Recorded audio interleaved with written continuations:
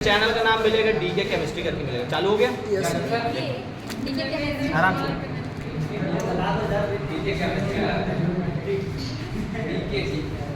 ठीक है। So this is your nitric acid concentrated.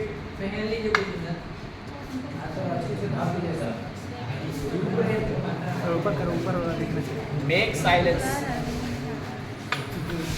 And here we will need to add hydrochloric acid which is concentrated. ठीक है, देखो अब इसमें हमको 1/3 आपका जो तो मेजर करना है। जैसे आप यहाँ पे देखो, आप इसको 1 वॉल्यूम आपने मेजर कर लिया, ठीक है। फॉर एग्जांपल लगभग 1.5 ml होगा समथिंग ये आपका नाइट्रिक एसिड। अब इसमें मुझे जैसे अगर ये 1 वॉल्यूम है तो इसके जस्ट 3 टाइम्स हमको ज़्यादा आपको क्या ऐड करना है, HCl। तो पहला तो 1 हो गया। अब मान लो सेकंड कहीं यहाँ पे आएगा, फर्स्ट यहाँ तक आएगा, तो सेकंड और थर्ड लगभग इतना हमको आपका क्या ऐड करना पड़ेगा, HCl। तो ये तो बहुत ज़्यादा हो जाएगा क्योंकि हमको वेस्ट नहीं करना, तो मैं इस नाइट्रिक एसिड को थोड़ा कम कर देता हूँ, ठीक है, क्योंकि ज़्यादा वेस्ट करना सही नहीं है।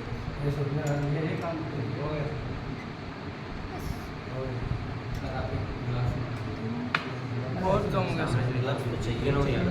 ठीक है। अब लगभग ये फर्स्ट यहाँ पे हुआ, सेकंड थर्ड, मतलब मेरे को लगभग इतना भरना पड़ेगा जितना मेरा यहाँ पे थंब मैंने फिक्स किया है। इतना मुझे क्या डालना है, हाइड्रोक्लोरिक एसिड, जो कि आपका कॉन्सेंट्रेटेड है। ठीक है, हम इसको डालते हैं, देखना है यहाँ पे दोनों कॉन्सेंट्रेटेड आपके एसिड जो है एक दूसरे से मिक्स हो रहे हैं। ठीक, आई थिंक हो गया होगा क्योंकि पहले वो इतना था, है ना, फिर सेकेंड थर्ड और ये मतलब यहाँ तक ये पहला था, फिर उसके बाद फर्स्ट सेकंड थर्ड, तो कुल मिला के 1/3 रेशियो हमने यहाँ पे मिक्स कर लिया। अब इसको थोड़ा सा हम सेक कर लेते हैं। अब ये हमारा जो बना हुआ है ये हमारा एक्वारेजिया है। क्या है ये? Aqua regia, which is very dangerous आप कह सकते हो। क्यों? क्योंकि काफ़ी ज़्यादा कोरोजिव होता है, ठीक है। गोल्ड वगैरह को अपने अंदर डिजोल्व कर लेगा, है ना।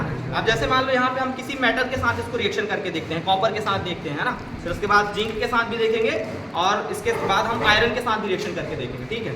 एक एक मेटल, तो पहले मैं इसको 3 अलग अलग टेस्ट ट्यूब में जो है तो रख लेता हूँ।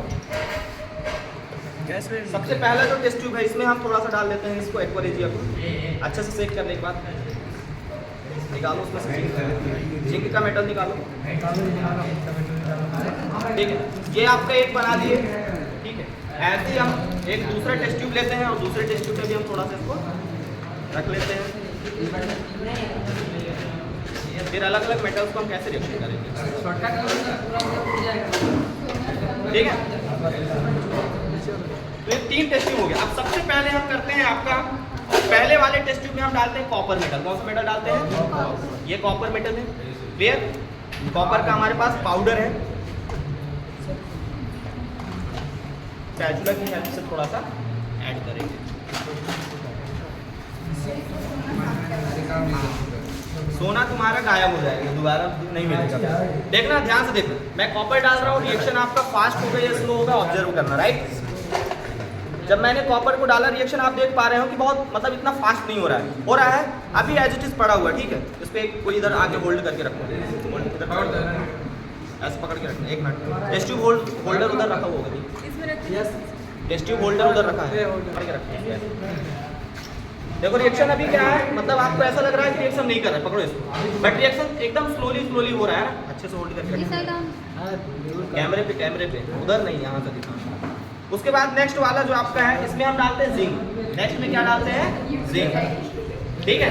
नेक्स्ट में ये जिंक का मेटल है जिसको हम नेक्स्ट वाले में डालते हैं। देखो जिंक जो है थोड़ा सा फास्ट रिएक्शन करेगा, ये देखो इसमें गैस भी निकल रही है ना।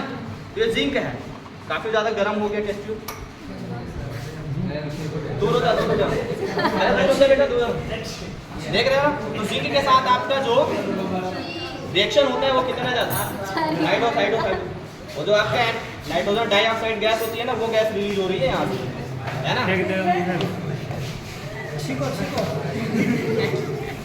इसके बाद एक और टेस्ट ट्यूब है, इसमें हम डालते हैं आयरन। क्या डालते हैं? आयरन का जो आपका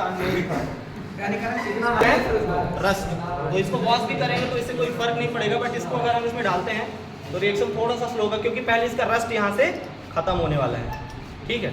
तो ये रिएक्शन आपका थोड़ा धीरे आपका स्टार्ट होगा, बट रिएक्शन आपका होगा, है ना। इस तरीके से आप देखेंगे, है ना। इसका देखो यहाँ पे पहले रस्ट इसके अंदर जो ऊपर था वो आपका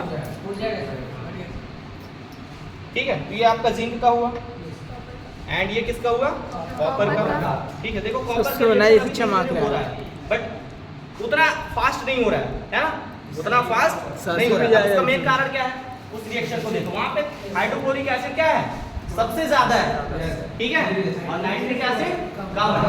तो जितना नाइट्रिक एसिड था वो रिएक्शन करेगा, हाइड्रोक्लोरिक एसिड तो करेगा ही नहीं ना, बहुत कम करेगा। इसीलिए आपका ये जो रिएक्शन है वो बहुत स्लोली हो रहा है। ठीक है, बट थोड़ा सा हम देखते हैं कि क्या रिएक्शन आपका होता है। सर कॉपर एक बार नाइट्रिक एसिड और कॉपर करेंगे ना, ये सर ये कॉपर है सबसे ज्यादा। ये वाला नहीं कॉपर ये जो हाँ ये तो जिंक वाला है ये। अब देखो जिंक की एक चीज बता दूं, जब भी ये रिएक्शन किया ना तो आपको इसमें लगेगा कि ये पॉलिशिंग हो गई है जिंक के ऊपर, आपको ऐसे गोल्ड टाइप ऐसे लग रहा है सर, अंदर तो लग रहा है गोल्ड है ना, दिख रहा है ना ऐसे, इसके ऊपर ऐसा लग रहा है कि कोई पॉलिशिंग कर दिया गया है आपका गोल्ड टाइप का, दिख रहा है। ले आना भाई निकाल के गोल्ड। अपना बोला था काम में निकाल। क्या चाहता है भाई, गरीब बना देगा मेरे को ऐसे।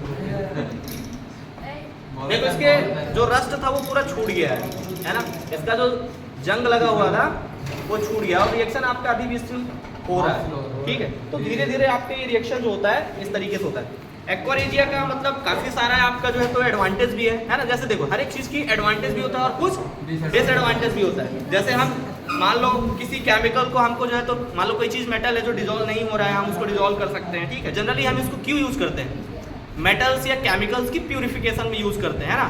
कुछ ऐसे मेटल्स होते हैं जो आपके डिजोल्व नहीं होते हैं, ठीक है, या फिर कोई ऐसा होता है जो रिएक्शन नहीं करता, तो हम ये केमिकल्स बना करके उसको क्या करते हैं, हम रिएक्टिव बनाते हैं। ठीक है, दूसरा चीज इसकी अगर डिसएडवांटेज की बात करें तो डिसएडवांटेज तो आपको पता है काफी ज्यादा टॉक्सिक कह सकते हो, कोरोजिव कह सकते हो, है ना, और बहुत ही ज्यादा आपका ये क्या होता है, डेंजरस होता है क्योंकि कॉन्सेंट्रेटेड आपके एसिड से बनाया जाता है। ठीक है, तो वैसे इसको यूज करना इतना ज्यादा सेफ नहीं होता है। ठीक है, ओके। अब